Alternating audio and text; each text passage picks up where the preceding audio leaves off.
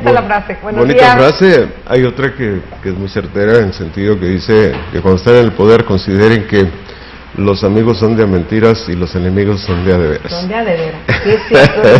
Los amigos son de mentiras, pero los enemigos son de a de veras. De a de veras. Sí, es que, así que pues no se dejen tampoco llevar por el canto de las sirenas, que todos los que les alaban es cierto. Pero bueno, vamos a empezar esta semana. Esta semana, pues sabemos, muchas gracias, Gabriel nos trae el agua Ciel, que tanta falta nos hace, muchas gracias. Y esta semana don Juan Pablo ocupó los principales titulares de nuestro país, pues varias notas que inclusive hoy por la mañana veía en Milenio, que es de los pocos que trabajan los domingos, Milenio, Telefórmula, pues la nota lamentable la dan los maestros. El CENTE. Es la Coordinadora Estatal de Trabajadores de la Educación. La CENTE, la coordinadora, ajá. Entonces, los maestros de Guerrero y de Oaxaca, rompiendo vidrios, rompiendo todo tipo de barrera. Imagínense la gente que iba a Acapulco, por ejemplo, aprovechando estos días de asueto, y gracias a ellos aventarse 6 horas varados en una autopista, porque los señores quieren que los están reclamando, quizás tengan razón, eso se verá cuando se establezca y se publique, y precisamente de ese es el tema que quiero tratar, cuál es el fondo, porque siempre hay un fondo. Y en ese sentido, bueno, pues yo considero que el gobernante en turno, en este caso Peña Nieto, debe de asumir su responsabilidad con entereza, convencido, en forma justa y equilibrada. Y considero que lo último que puede hacer es elegir entre la represión y la pasividad.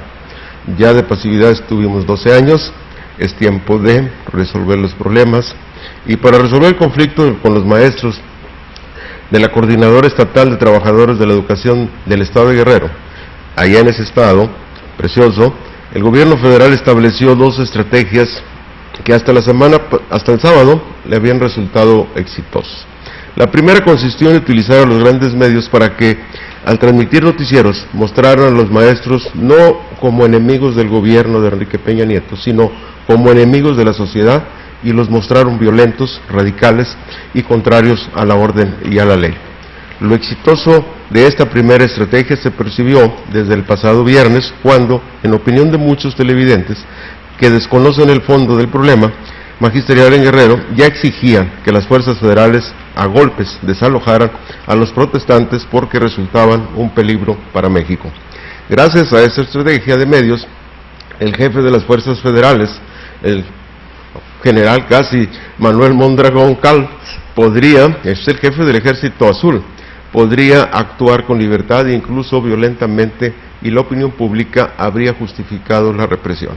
En suerte que Mondragón Cal tiene experiencia, la adquirió de buena manera cuando fue jefe de la policía en el Distrito Federal, y tuvo la precaución de organizar un operativo que sin violencia, sin agresiones graves o hechos lamentables, controló a la muchedumbre y la fue sacando, y consiguió que desalojaran lo que le importaba al gobierno federal: el cierre de la autopista del Sol, que es importantísima, que es la vía más rápida hacia el sur, y sobre todo hacia el paradisíaco Acapulco, que todos quisiéramos estar allá. Pues gracias a esta estrategia consiguió desalojar la autopista. Sin embargo, el problema continúa para el gobierno estatal.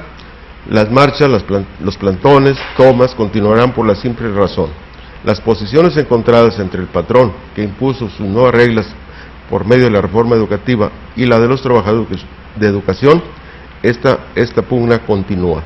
Habrá quien se quedó con los deseos de que las fuerzas federales actuaran como en Atenco y los macheteros que protestaban por la construcción del aeropuerto de Texcoco, tierras que precisamente gobernaba en su tiempo Enrique Peña Nieto. Fue sin lugar a dudas una prueba para el gobierno de Peña Nieto, y en consecuencia para Mondragón Cal, quien mostró la experiencia adquirida y aplicó una buena estrategia y evitó en lo posible los abusos de poder y fuerza pública. De tal modo que hasta ahí va muy bien el gobierno federal, no actuó con violencia, no hubo represión, que esperaban muchos, que incluso deseaban muchos para hacer pretexto y bandera de futuras protestas.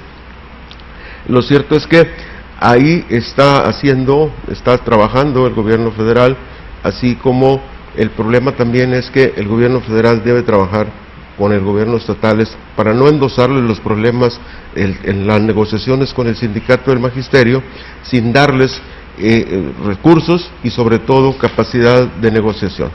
¿Por qué? Porque se hace necesario que las protestas de los maestros guerrerenses, al igual que otros que están soterradas y que están en espera de mejores situaciones, tienen la misma situación. Y el fondo del conflicto no se publica mucho, pero es el siguiente.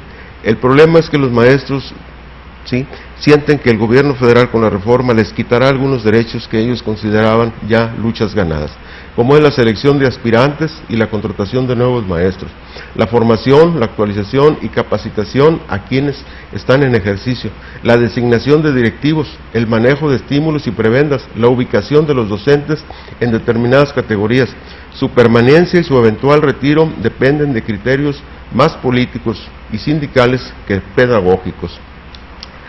Ese es el fondo, la eficiencia, la pertenencia educativa o la capacidad de la gestión escolar, pero en el planteamiento de la reforma constitucional todo esto busca ser alterado para que quede en manos del aparato gubernamental y se le arrebate al sindicato. Esa es la pugna, y esa pugna se va a dar y se está dando en todos los estados. O sea, entonces no es por la mejora de la educación. No.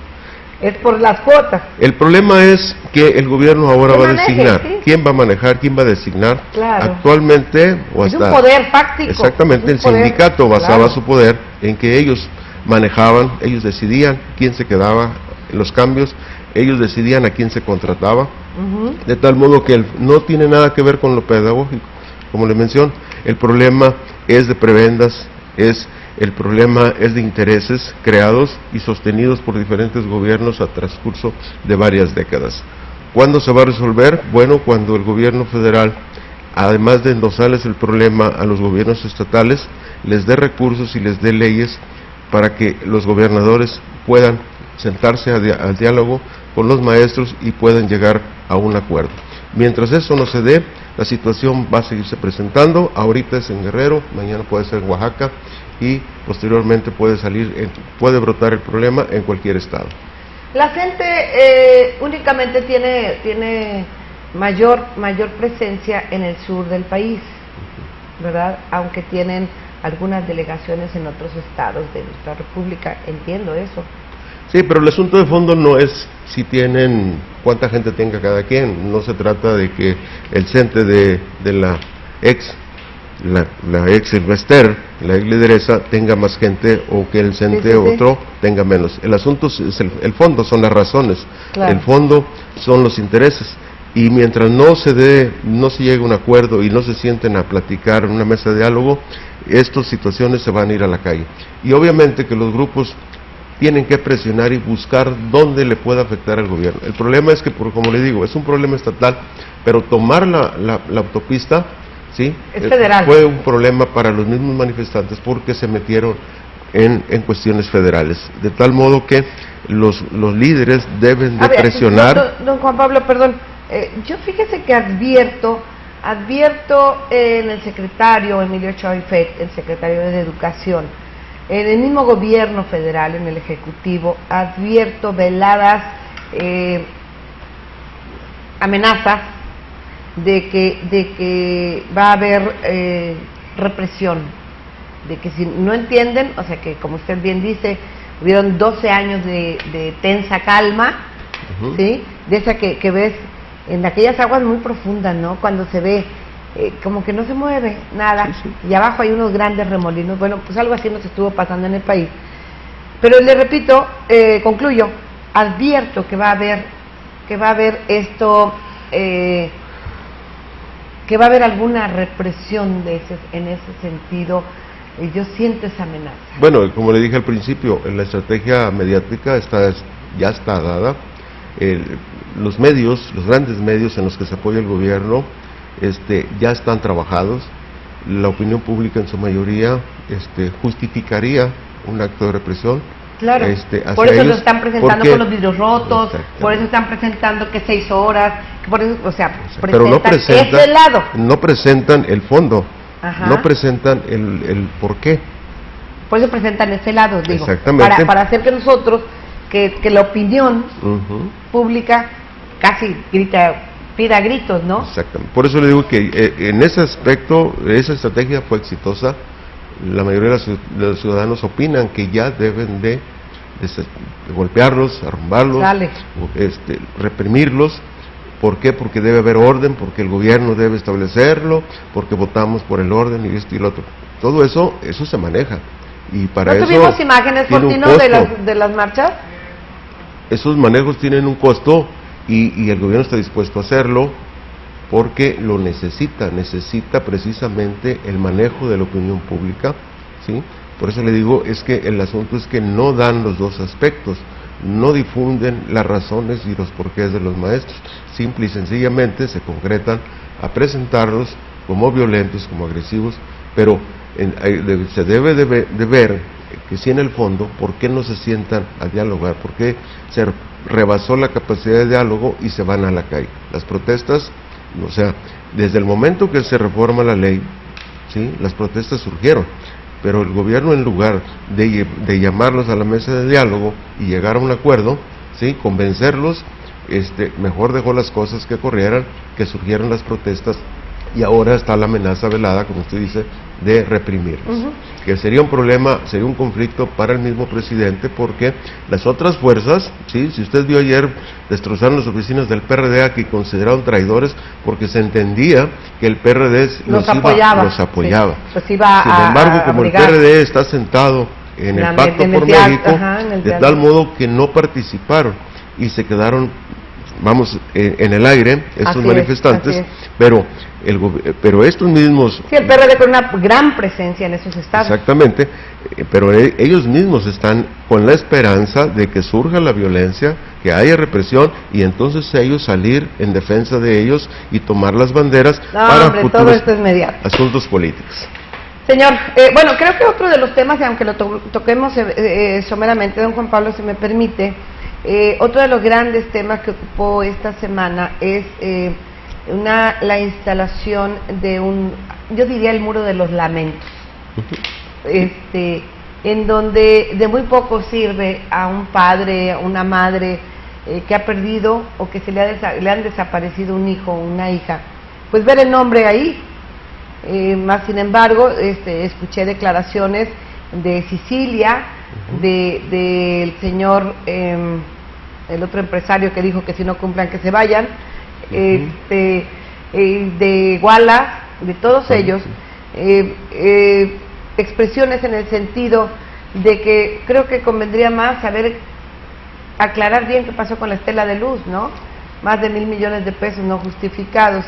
¿Qué opina usted al respecto? Pues va a ser el ejemplo a dos cosas. No se aclaró el fondo de los costos de la estela de luz, tampoco se han aclarado los crímenes, de tal modo que va a servir el monumento, y la verdad es que puede quedarse en la memoria colectiva el nombre de cada persona inscrito ahí.